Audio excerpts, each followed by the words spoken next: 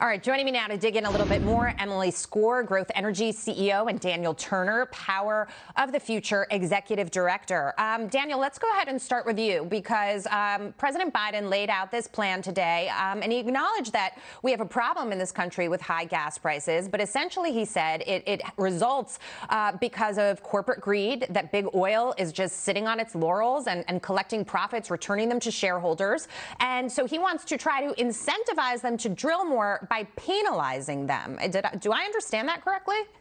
Yeah, this is the logic of the Biden administration. This is the logic that says that the oil companies, which make money by producing oil, currently don't want to produce more oil to make more money because they're quote unquote greedy. Right? If you can figure out the logic of that statement, you can understand this administration and their perpetual failure to own and their lack of willingness to own up to the fact that they caused so much of this problem, their constant punishing of the oil and gas industry for 15 months now. And so we just hear these nonsensical, really insulting comments coming from this White House. And in his proposed budget, which would have to be approved by Congress, he also had additional taxes on big oil. So I sort of sit back and look at this entire strategy and say that's not going to incentivize them. But Emily, let me ask you about energy independence in general, because the definitions here are different. Under President Trump, energy independence meant maximizing what we could do with fossil fuels. Under President Biden, and he said it again today, and Granholm said it there, it essentially means transitioning over to green energy. But to a certain extent, that could be very dangerous. Well, let me tell you what is missing from the conversation and what is missing from the White House announcement today. And that is a critical tool in our national toolbox, homegrown biofuels like ethanol.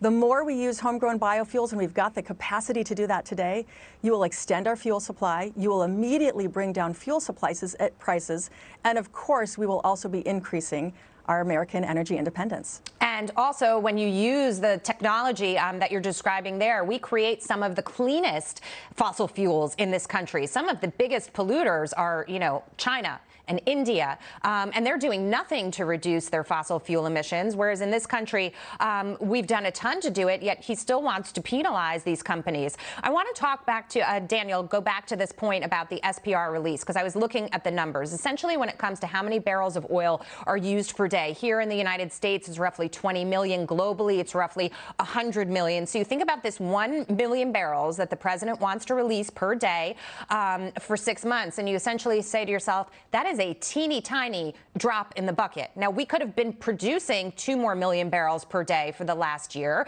and possibly even gotten our energy producers to go past that, maybe to 15 million barrels. Isn't that more of a strategy that would be sound, at least in this crisis that we're in?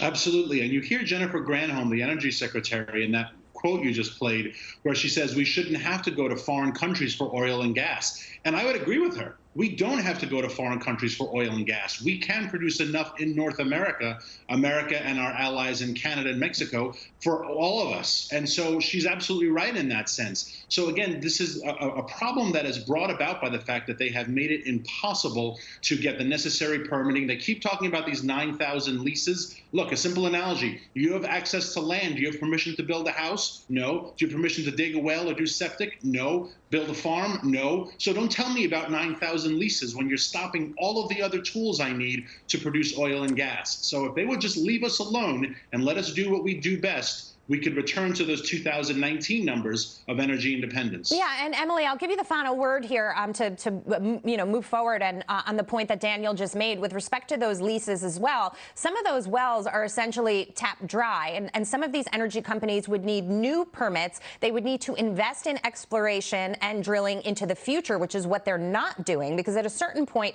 even with our excellent technology, you do tap these wells out. Well, let's do what we do best. And in this country, we can produce more renewable, low-carbon biofuels.